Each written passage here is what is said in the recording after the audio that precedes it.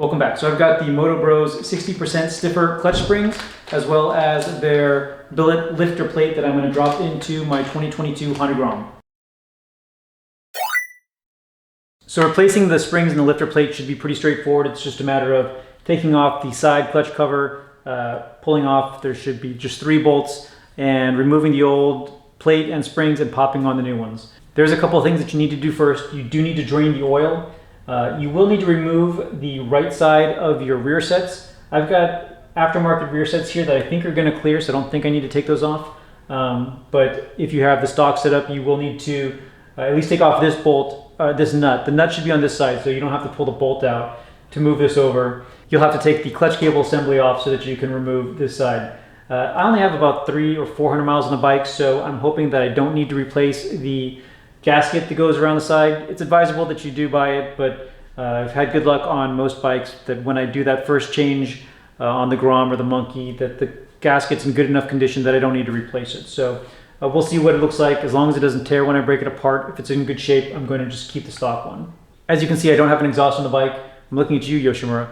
Hopefully in the next couple of weeks I have the dual titanium setup to throw on, but I've got my O2 sensor here just hanging out.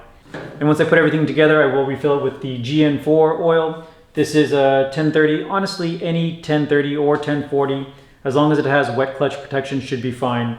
I get and read lots of different opinions on oil.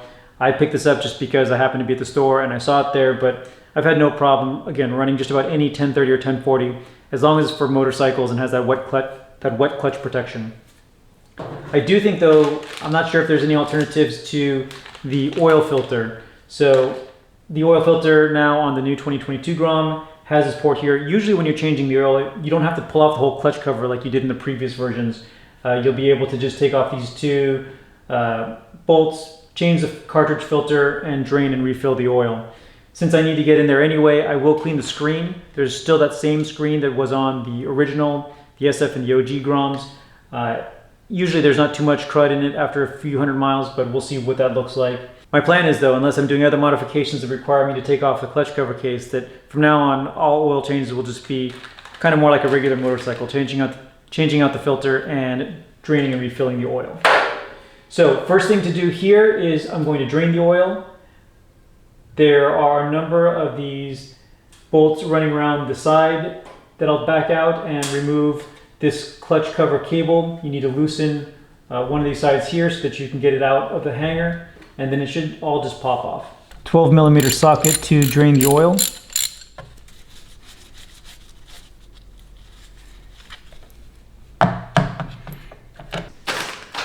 And as I'm waiting for the oil to drain, I guess I should have explained why I'm doing this. So on the 22 Grom, as well as the previous version Grom and my Monkey, the stock clutch just feels so light, and it also doesn't have a lot of bite. So you get a lot of clutch slippage when you try to take off hard. And it's not just for wheelies. I don't like that feeling of the clutch slipping and it being so light. So these springs just stiffen up that experience, both the feel of the clutch as well as how hard the clutch bites when you engage it, to get that takeoff that I'm looking for. So anyway, just wanted to explain the point of doing this. The 60% springs I feel are a good compromise. I've tried the 80% before. To me that feels a little bit too heavy, but if you are doing lots of wheelies and stunting, I imagine you want as much bite as you can get. Anyway, oil's almost done. Let me take off the bolts and the clutch cable assembly and pull the plate off. This is a size 14 and size 12 nut that you need to loosen up.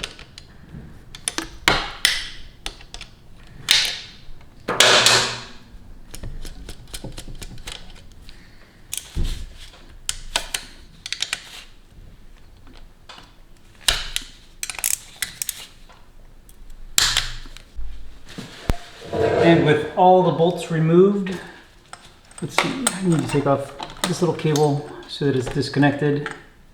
It should just slide out.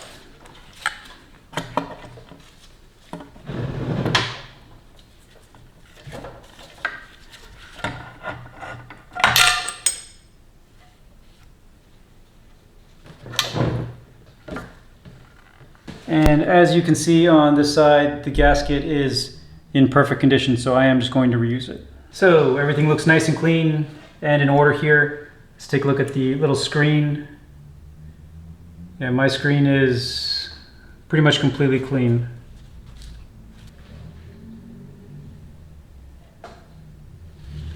So here's the Motobros billet plate right next to the stock one. They actually, I believe they've got two versions. One that has all 6 holes drilled out if you want to drill out and tap for a little bit of extra strength in the plate. I'm not planning on doing too many crazy things on this engine, so the standard 3 holes is fine with me, and I like how they have this little laser engraved Motobros logo. It looks really clean. So let me back out these 3 bolts, back them out evenly, and pay attention because you don't want the springs to go everywhere. But once we have that out, we'll transfer this bearing into the new lifter plate and just put everything back together. Putting the bike in gear will also keep the flywheel from spinning around when you're trying to loosen and tighten the nuts.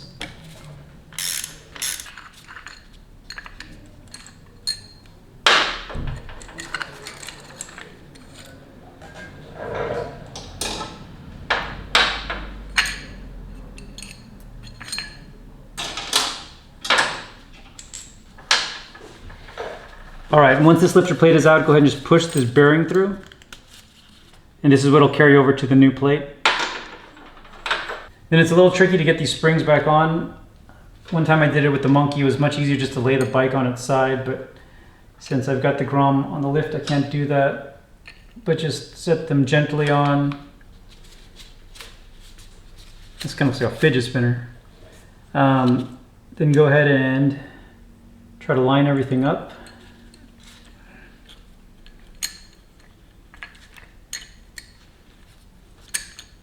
If you can get one of the bolts started, then you can kind of work from there.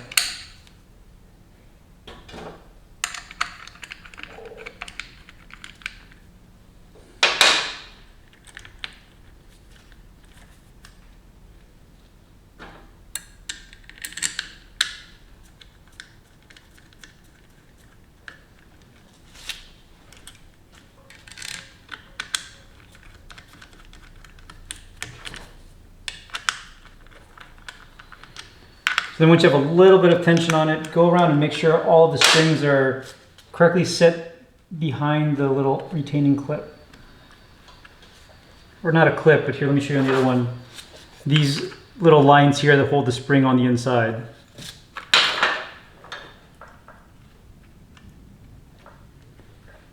As you're cinching this down, go around in a circular pattern so that you're evenly distributing the weight across the different springs. And these torque down to 9 foot-pounds.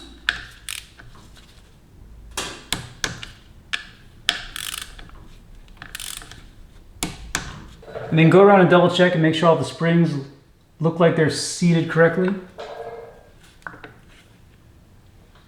And then none of them are sticking any weird way. And then it's just a matter of putting everything back together. So the clutch cover, again, you should change the gasket. I'm not, because my gasket looks fine, but situate that back on, get all the bolts back in. Those also torque down to 9 foot-pounds. Then get the cable assembly connected again. But after I have this back on, I'll go ahead and change the stock oil filter and then fill it up with oil.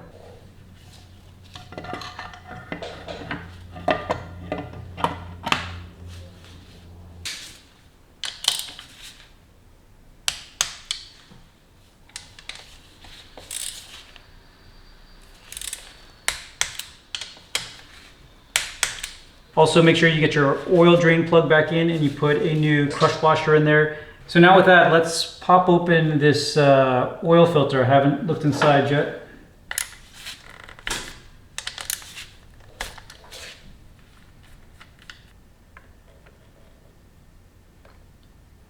All right, be careful, there's a spring just hanging out there. You don't want to fall into it, the rest of your oil.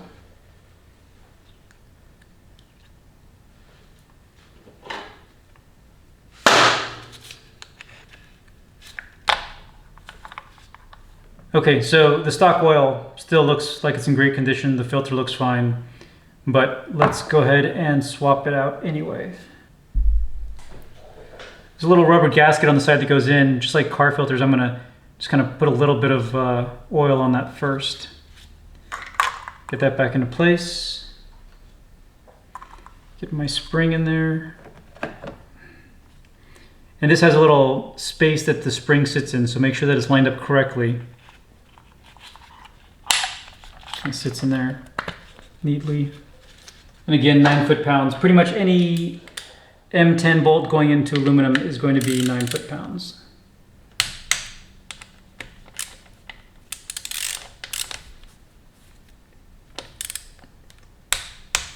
Last step is to fill it with oil. Before I do that though, I am going to pull on the clutch lever. I just want to make sure that everything feels right. Nothing's caught up or...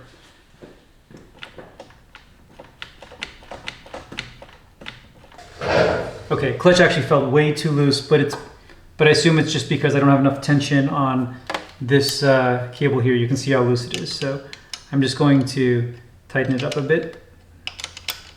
So that adjustment now feels pretty good on the clutch, and you can make fine adjustments at the clutch itself. You just want this to be close, and you can use the adjusting knobs on the lever to make any final tweaks there. All right, but the clutch did feel good. It felt a little bit stiffer like I expected and wanted it to. I won't be able to fire this up and actually ride it around yet because I don't have an exhaust. So as soon as I get that exhaust, there's going to be lots of things I'm testing out.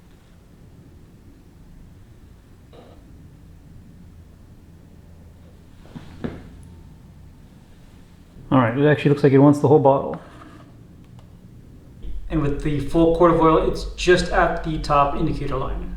All right, so that was a really simple install. Thank you again, Motobros, for sending me the springs and the lifter plate. The machining of the lifter plate looked fantastic. Actually, the reason that I first reached out to Motobros is I saw them post on the Reddit Honda Grom forum a picture of the processing of their lifter plate, and it looked really good. So I've tried out other lifter plates. I'm sure this one's gonna be just as good. I can't actually ride it yet because I don't have that exhaust, but as soon as I get that on, obviously I'll be reviewing the exhaust, but we'll also do a follow-up video to talk about the performance of those clutch springs. They also included these orange Motobros stickers that look perfect against that Repsol orange, so this will probably, at least one of them, find a home on the bike. So anyway, thank you everybody for watching. Stay tuned for more videos and keep on building.